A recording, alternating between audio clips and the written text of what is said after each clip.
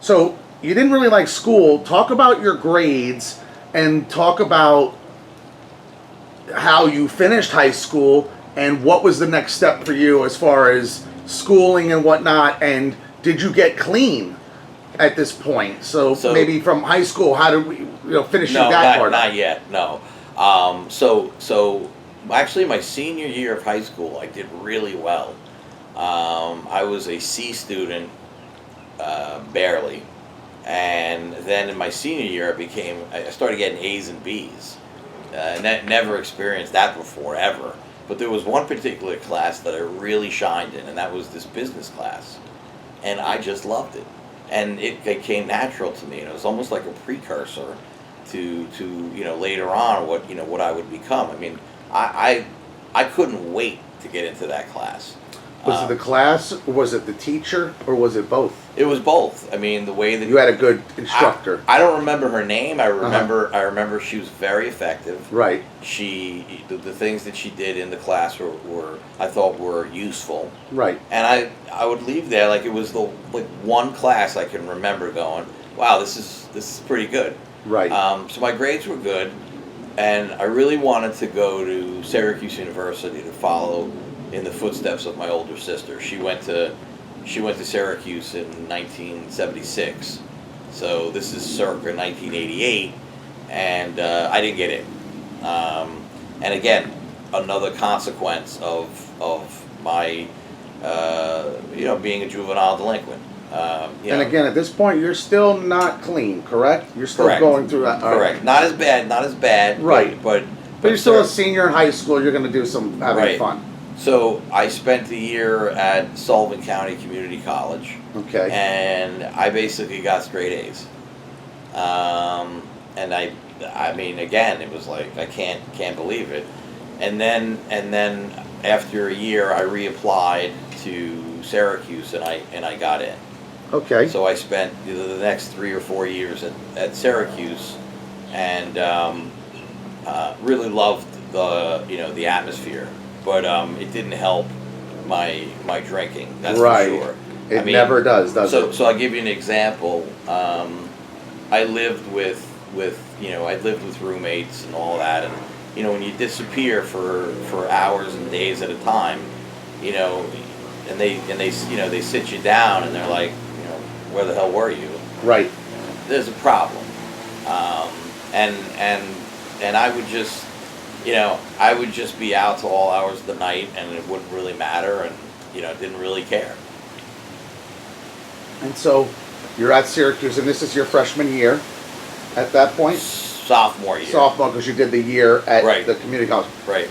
And how long did you stay at Syracuse, and how long was the shenanigans going on for? Did you make it through? Yes, I graduated. You did? Yes, I and what did. And what was your major? You said that business class had a big effect on you. but I got my major was in history and education. So you were looking to be a history teacher at that point? Basically. Interesting. Basically, okay. because I didn't think deep down I could do anything else. And now that's not a knock on teachers, because I love teachers, and I'm a teacher myself. Right. in a lot of ways. It just that's how I felt about it. Like, you felt you were limited to that. I was limited, and right. and I like history, and I thought, yeah, all right, I'll make a career out of it. Right. So I went there. I got through. I got C's and B's. When I had to pass something, I did. There was I took a history class, European history, and I had an F going into the finals, and the professor pulls me to the side and he says, if you don't get an A on this final, I'm going to fail you. So you need to get a 90 or above, and I did, and and I got that done. Right. Another story is, I got financial aid at Syracuse, and when you get financial aid, at least back then, you work for the school, right? You deliver newspapers, or you make copies or whatever else. And I was working in the English department, and I kept showing up there completely wasted. Right. And finally, the secretary, and literally I'm making copies for professors, and they're handing it out to the students, whatever. And she says to me, "Can I talk to you for a minute?" I'm like, "Yeah, sure." And she says, "You know, you don't seem right." She goes, "Matter of fact, you smell, and you know, you smell of booze. I can smell it on you. I think you need to go home." And I said to her, "Yeah, I think I need to go home too." Right. And I went. And then there was other jobs during my time at Syracuse where I just blew it off. I just never showed up again. I worked in the library, and admittedly, I loved reading the books and getting involved with that. But it was just not. I just wasn't right, and it was a lot of drinking and a lot of partying, and I'm glad that I'm alive today. So did you find that you were even not just socially drinking, but you were drinking just to get drunk or the buzz, knowing you had work, or, obviously if you're going, a lot of guys or people, girls, they'll go out the night before and party and maybe carry it over a little bit. Did you find that you were drinking at times when no one else was drinking, or non-socially drinking? All the time. Right. So this was, I remember another time where we were at a house party and they were sipping cognac, and cognac is not a drink that you guzzle. No, probably not. And I'm doing shots of cognac. Right. And like, why? What's the point of sipping it when I can guzzle it? Right. What I don't. That doesn't compute with me. Understood. And so that's the kind of stuff. Sipping. Who's doing that? Yeah, who's sipping their drinks? So, you are on your way now to a history teacher, and is that where you wound up, or where does your story pivot into what you're doing now, or is there something in between? So, I graduate, still don't know what I want to do, go on a ton of interviews to be a history teacher. I even interviewed back in my hometown, Monticello, to be a history teacher, and I lost out on that job. So I decided maybe I'll work for my dad. He was in title insurance. Okay. And maybe I'll take over the business. So I started talking in that direction. At the time, I had a girlfriend who was very wealthy. I felt like I need to make some money. Maybe this is my calling. I hated it. I mean, title insurance is boring. Right. There's nothing exciting about it. I would never do it again. And I realized that, and I realized at that time, I really was rudderless, and I needed to do something to shake the tree, so to speak. And how old were you at this time? About 22. Okay. So decided to go to Florida. Started to come down here to Florida. My girlfriend at the time had a place in Boca. And we went, and that was a disaster. It's just an utter disaster. Moving down to Florida. Well, no. Oh, okay. Moving down to Florida was actually pretty cool. Right. The relationship. You mean? Yeah, the relationship I see. ended. You have this pie in the sky thing that you're going to come to Florida, and the sidewalks are all gold, and it's always sunny out, and everybody loves it here, and all that stuff, and really, it got worse for me. But Meaning the go ahead. the vices. The vices, the relationship, the immaturity, the stupidity. Right. So you're still not clean even at this point upon graduation. You're still dealing with those challenges. Correct. Okay. And then I decide that I gotta get like a real job. I gotta do something. I got a couple of odd jobs or whatever. Right. I worked for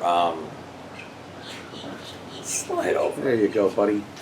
I worked for Jewish Federation, Okay. and what I did was Hillel through in the Jewish Federation, and I would I would go on campus. This is actually a pretty interesting story. I would go on campus and literally try to take Jewish kids out of these cults that were on campus.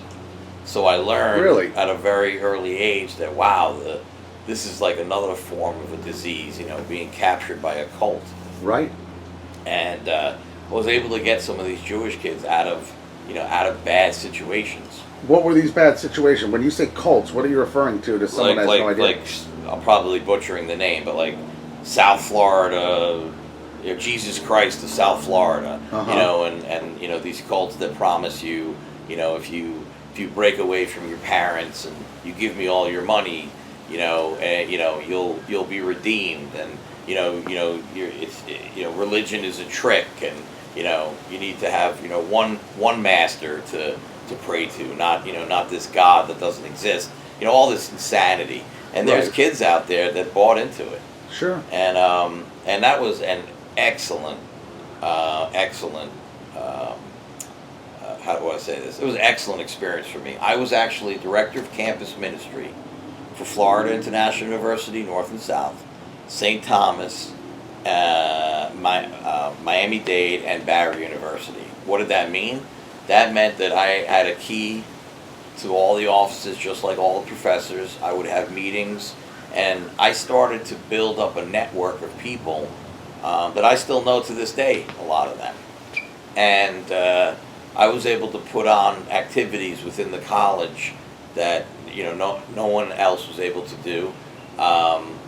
Abe Teitelbaum, I hope I'm not butchering his name, or Teitelman, and Louis Farrakhan.